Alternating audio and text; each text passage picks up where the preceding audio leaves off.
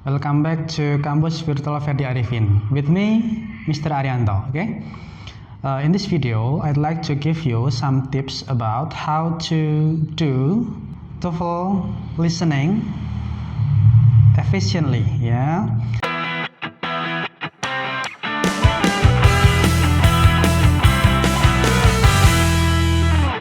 Setelah kita kemarin membahas mengenai common mistakes in listening TOEFL, maka hari ini pada video kali ini saya akan memberikan beberapa tips yang akan sangat bermanfaat bagi teman-teman yang akan melakukan tes TOEFL, khususnya bagi teman-teman yang memang belum mengambil kursus TOEFL ya. Nah, perlu kita ketahui bahwa dalam tes TOEFL listening itu ada 3 part yang perlu kita memberikan perhatian yang ekstra ya. Yang pertama adalah part A. Part A ini isinya berupa 2 orang yang saling bercakap-cakap. Nanti dari satu percakapan akan muncul satu pertanyaan. Part A ini kira-kira soalnya jumlah 30 soal ya. Kemudian kita masuk part B. Part B itu disebut juga sebagai long conversation. Nah, apa itu? Long conversation merupakan suatu bagian dari TOEFL yang dia isinya 2 orang percakapan, tapi percakapannya panjang. Isi percakapan dialognya itu macam-macam ya. Ada berupa pendidikan, ada berupa travel agent, ada berupa visiting museum dan lain-lain. Dan juga part C itu merupakan suatu part yang dia di dalamnya ada long talks. Kalau A dan B tadi ada 2 orang, long talks itu hanya 1 orang. Biasanya itu isinya adalah lecturing, macam-macam. Ada sejarah, ada ekonomi, ada geografi, kemudian ada lingkungan, macam-macam. Ya. Nah, kita mulai dari part A. Dalam part A itu, there will be only 2 person having dialogue.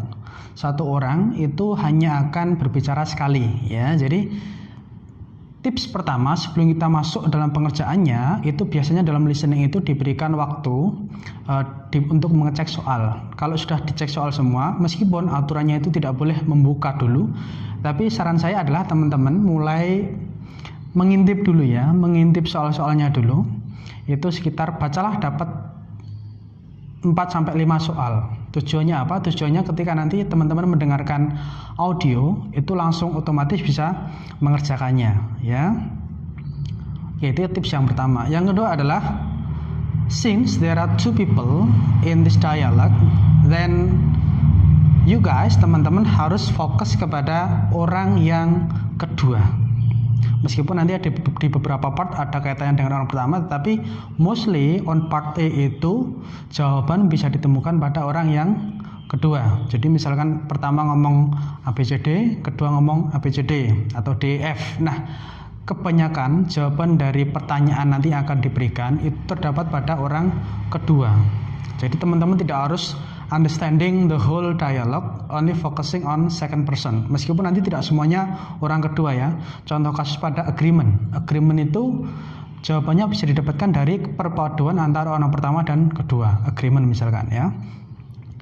Itu yang kedua. Yang ketiga kemudian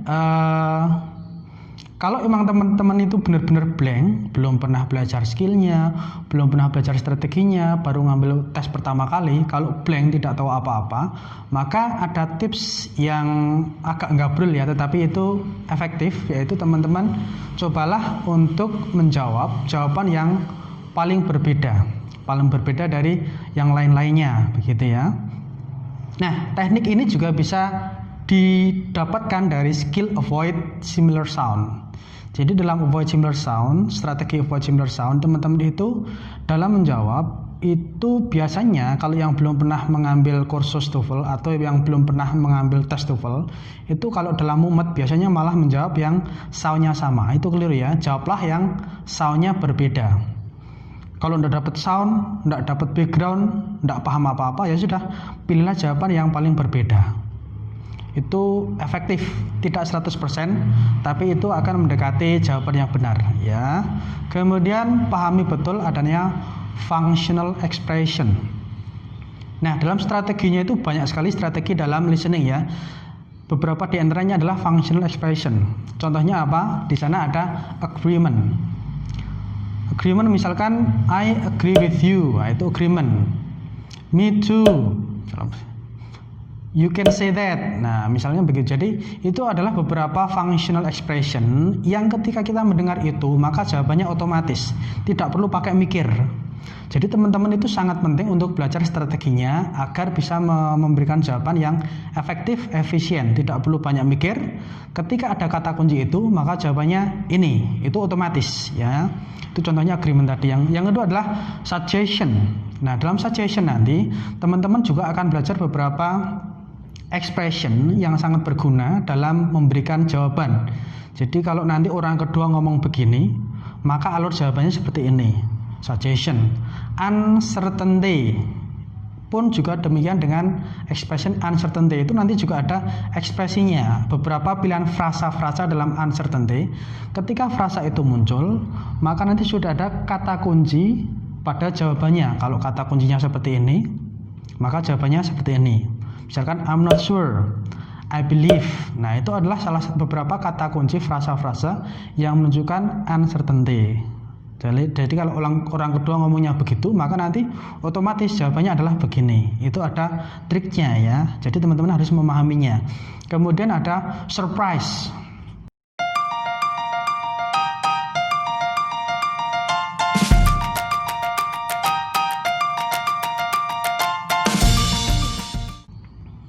Surprise itu biasanya ditandakan dengan tanda seru dengan nada tinggi di akhir.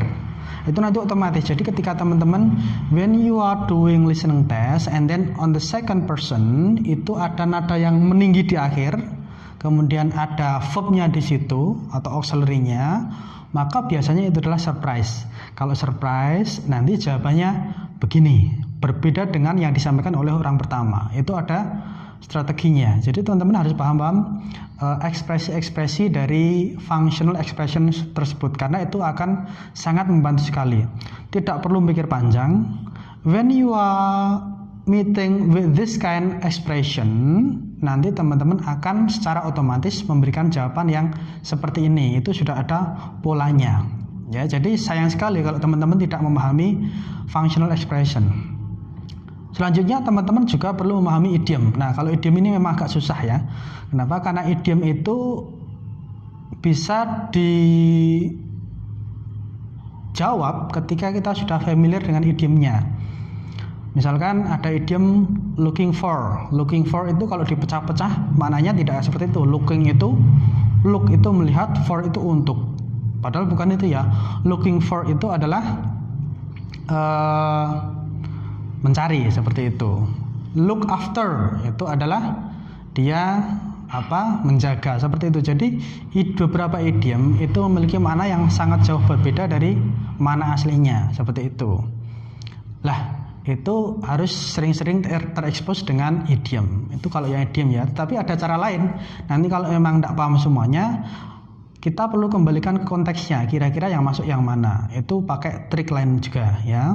Itu part A. Kemudian part B dan part C itu agak sama ya, karakteristiknya sama. Jadi begini ya.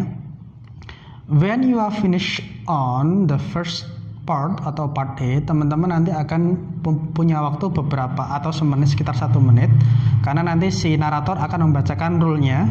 Nah, di waktu itulah nanti waktunya teman-teman untuk bisa mengerjakan atau bukan mengerjakan ya, tapi teman-teman untuk bisa melihat, membaca soal-soal pada part selanjutnya. Sekali lagi, curi-curi waktu itu kritis dan penting ya. Di sana teman-teman minimal harus membaca 4-5 soal atau 4-5 pilihan jawaban dari soal berikutnya. Kenapa demikian? Karena begini, pada part B dan juga part C itu nanti teman-teman akan dihadapkan kepada long conversation and also long talks. Kalau teman-teman nanti tidak mempunyai background knowledge dulu dan hanya menjawab setelah dibacakan selesai, wah nanti ambiar ya. Jadi tidak bagus. Jadi harus dibaca dulu, paling tidak sudah paham. Tujuannya membaca apa? Teman-teman nanti akan bisa guessing. Kira-kira kalau jawabannya seperti ini, nanti jenis pertanyaan seperti ini. Itu nanti akan langsung terkonfirmasi ketika teman-teman mendengarkan audionya. Ya, jadi baca pilihan jawabannya. Kemudian teman-teman itu nanti guessing, memberikan guessing itu tebakan soal, kira-kira soalnya begini. Nanti soal dan jawaban itu akan terkonfirmasi ketika audio dibacakan, ya. Sehingga ketika audio dibacakan, nanti teman-teman harus dan wajib menjawab secara secara awal itu secara prediksi sebelum pertanyaan yang aslinya dibacakan. Jadi misalkan ada segini ya, ada sepanjang ini long conversation-nya. Nanti jangan khawatir, itu akan urut. Misalkan nanti nomor 31 itu paling atas mesti, 32 bawahnya, 33, 34. Jadi nanti strategi selanjutnya adalah jawablah secara urut. Untuk menjawab secara urut, maka nanti di atas itu sebelum masuk ke questions, teman-teman sampai akhir ini sudah punya pilihan jawaban sebelum pertanyaan yang sebenarnya dibacakan. Jadi paham ya? Jawaban awal sebelum pertanyaan dibacakan. Dapatnya dari mana? Dari guessing pertanyaan yang kita buat tadi, ya. Jadi penting untuk membaca duluan. Tuh. Kemudian ketika sudah membaca urut, oke, kita sudah punya kantongan jawaban dari kita sendiri.